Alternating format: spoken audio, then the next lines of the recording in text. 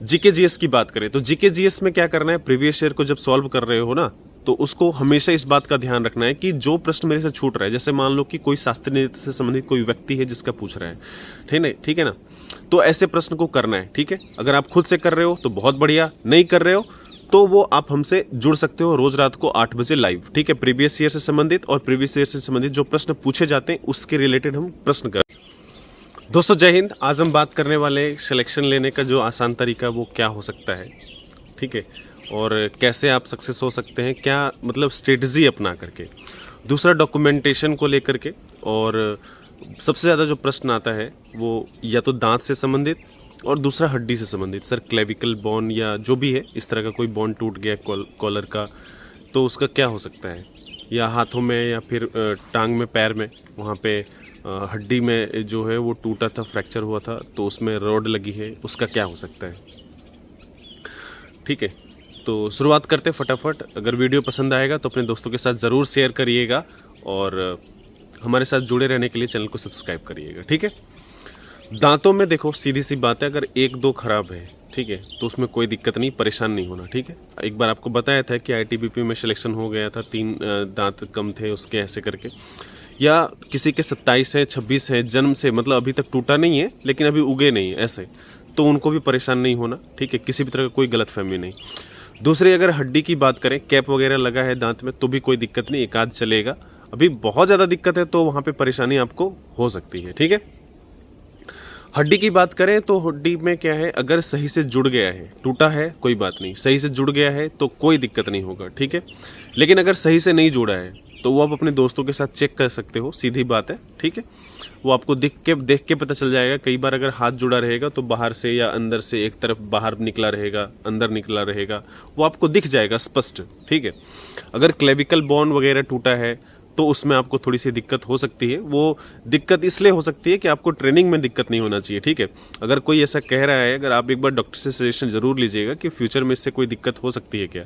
अगर दिक्कत हो सकती है तो मेरा अपना ये है कि सोच समझ के जाएं आप ट्रेनिंग में। ठीक है, हो जाए फिर भी। दूसरा है एक रॉड का, तो रोड में सिलेक्शन नहीं होगा। ठीक है, पहली बात ये, क्यों, वो अगर बच भी सकते हो तो उसमें क्या होता है, एक बड़ा सा दाग दिख जाएगा स्पष्ट से, उसमें नहीं बच सकोगे आप, पहली बात। दूसरी बात ये, कुछ लोग ऐसे पूछ रहे सर रॉड निकलवा लें क्या, तो ये एक बहुत बड़ा फैसला है, छोटा मोटा फैसला नहीं है। वो अपने घर वालों से, डॉक्टर से सलाह लेकर के आप इस पर जरूर विचार करिएगा। तैयारी में देखो, मैं ऐसे इसलिए नहीं बोल रहा हूँ, हम 3-4 चीज़ के, आपको वही चीज़ करना है। देखो 3-4 चीज़ के बस, और 3-4 एग्जाम में सिलेक्शन लिए, जैसे जीडी का है, रेलवे का है, स्टेट में झारखंड में भी मेरा था, उत्तर प्रदेश पुलिस में भी था, है ना।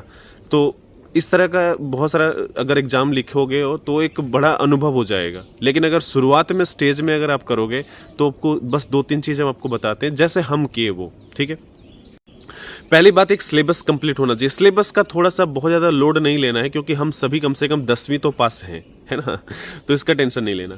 जिस दिन से आप, जिस समय अभी आप मेरे मुख को देख रहे हो, उसी समय से आप क्या करना है, 3-4 लड़कों का ग्रुप बनाना है, या फिर कोई सा भी छोटा आसपास में कोई सी भी कोचिंग हो उसको ज्वाइन कर लेना है टेस्ट सेट प्रैक्टिस के लिए, जहां पे होता हो। और कुछ नहीं करना, आता है प्रश्न तो भी ठीक, नहीं आता है तो भी ठीक, 1 घंटे जाके बैठना है और 2 घंटे जो उसका डिस्कशन चलेगा या 1 घंटे जो डिस्कशन चलेगा वो उसको कान में सुनना है और दिमाग पे उसको लेना है।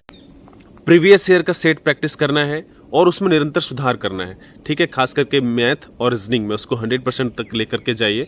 ठीक है, उसके बाद अगर जीके जीएस की बात करें तो जीके जीएस में क्या करना है, प्रीवियस ईयर को जब सॉल्व कर रहे हो ना, तो उसको हमेशा इस बात का ध्यान रखना है कि जो प्रश्न मेरे से छूट रहा है, जैसे मान लो कि कोई शास्त्रीय नृत्य से संबंधित कोई व्यक्ति है जिसका पूछ रहा है, ठीक है ना, तो ऐसे प्रश्न को करना है। ठीक है, अगर आप खुद से कर रहे हो तो बहुत बढ़िया, नहीं कर रहे हो तो वो आप हमसे जुड़ सकते हो रोज रात को 8 बजे लाइव। ठीक है, प्रीवियस ईयर से संबंधित और प्रीवियस ईयर से संबंधित जो प्रश्न पूछे जाते हैं उसके रिलेटेड हम प्रश्न करते हैं उसमें। ठीक है, अब मान लो कोई योजना आयोग से पूछ लिया तो वो कैसे करेंगे, ये जब तक आप पढ़ोगे नहीं तब तक पता नहीं चलेगा। सिलेबस में सब कुछ नहीं पढ़ाया जाता, कभी भी नहीं। ठीक है, आपको भी नहीं पढ़ाया जाएगा, हमको भी नहीं पढ़ाया गया। ठीक है, पढ़ाया जाता है एक नॉर्मल जो सिलेबस होता है वो पढ़ाया जाता है, लेकिन कई बार जैसे अभी शास्त्रीय नृत्य से संबंधित जो प्रश्न अगर मान लो आपको पूछे तो वो एक शास्त्रीय नृत्य पढ़ा दिया जाएगा कि इतना इतना चीज़ है, वो भी विविध में पढ़ाते नहीं है। अगर फिर भी अगर आप पढ़ लिए हो तो उसमें निरंतर सुधार करना है। जैसे अभी यामिनी कृष्णमूर्ति का निधन हो गया अभी हाल में 4-5 अगस्त के आसपास, है ना, तो उनसे संबंधित प्रश्न पूछेगा, है ना। शास्त्रीय नृत्य से जुड़ी हुई थी, तमिलनाडु की भरतनाट्यम से। उसके बाद ट्रेंडिंग को समझना है। ट्रेंडिंग का मतलब जैसे सिलेक्शन, जैसे ये सब चीज कर लिया आप, ट्रेंडिंग बहुत तब ज्यादा काम करता है जब आपका सिलेबस एक अच्छा खासा आप पढ़ लेते हो, ठीक है। क्यों? तो उसका कारण ये है कि जब आप पहले से पूरी तैयारी कर लिए होते हो तो सिर्फ जैसे मान लो कि आप घर से निकले, ठीक है, कुछ सामान, मान लो कि पटना निकल रहे थे, है ना, तो पूरी तैयारी अगर कर लिए रहोगे पहले से और सिर्फ मोबाइल छूट जाएगा और मैं बोलूंगा अरे मोबाइल तो छूट गया, तो अब जाओगे सिर्फ मोबाइल लेके आ जाओगे। लेकिन जब आप पूरी तैयारी ही नहीं की हो, ना कपड़ा पहने हो, ना बैग समेटे हो, ना जो भी कपड़े लगता, साबुन शैम्पू जो भी लेना था वो कुछ नहीं लिए, मोबाइल भी नहीं लिए, चार्जर भी नहीं लिए, तो अगर मैं बोलूंगा मोबाइल लेना था, तब याद आएगा ये चार्जर भी छूट गया है, चश्मा भी छूट गया है, तब उस समय क्या होगा, अफरा तफरी हो जाएगा। तो अभी से प्रीवियस ईयर को सॉल्व करके जो जो प्रश्न उसमें शामिल होता है उसको करते जाना है। सिलेक्शन के लिए यही 2-3 चीज इंपॉर्टेंट है। प्रीवियस ईयर, छोटा मोटा कोई कोचिंग ज्वाइन कर लेना है जहां पे प्रैक्टिस सेट होता है, और उससे ज्यादा जरूरी है डिस्कशन। डिस्कशन में आपको बहुत कुछ सीखने को मिलेगा। डॉक्यूमेंट्स के लिए आपको एक चीज बता दूं, ज्यादा परेशान नहीं होना है। सब कुछ जो है आपका, सब कुछ 10वीं के अनुसार होना चाहिए। एड्रेस में थोड़ा बहुत गड़बड़ी हो सकता है, ठीक है, प्रेजेंट एड्रेस परमानेंट एड्रेस में थोड़ा बहुत गड़बड़ी मतलब अलग हो सकता है, उसमें कोई दिक्कत नहीं है। सबसे ज्यादा जो दिक्कत है वो ये कि सर हमारे पिताजी का नाम ऐसा है वैसा है, आधार कार्ड पे ऐसा है, तो पिताजी का, माताजी का कोई डॉक्यूमेंट्स नहीं लगेगा, ठीक है, वो लगेगा बाद में, उसके बारे में हम फिर कभी बात करेंगे। अभी ज्वाइनिंग तक आपको कोई दिक्कत नहीं आएगी, ठीक है। इसके अलावा आपका सरनेम कास्ट में अलग है तो उसको नया बनवा लो, सीधी सी बात है। वैसे उससे बहुत ज्यादा कोई दिक्कत नहीं होना, ठीक है। कुछ लोग ऐसे कह रहे हैं सर एफिडेविट बनवा ले, तो एफिडेविट वगैरह से कोई बेनिफिट नहीं मिलता मेरे भाई। आपका जो सब कुछ जानकारी है, सब कुछ जो एप्लीकेशन में आप दिए हो, वो सब का सब जो है वो 10वीं के सर्टिफिकेट से मिलना चाहिए। एड्रेस में थोड़ा बहुत अलग हो सकता है, उसमें कोई दिक्कत नहीं है। थोड़ा बहुत का मतलब जैसे अगर कोई गिरिडीह का है ना, और रांची में पढ़ाई कर रहा था, मम्मी पापा वहीं पर थे, प्रेजेंट एड्रेस रांची में डाल सकता है ना, तो उसमें कोई दिक्कत नहीं है। बाकी परमानेंट एड्रेस जो है वो अपना गिरिडीह का ही रहेगा, डोमिसाइल भी, और इस तरह का कोई दिक्कत नहीं है, ठीक है। इसके अलावा आपको बता दिया सीधी सी बात कि एफिडेविट का कोई आवश्यकता नहीं पड़ता है।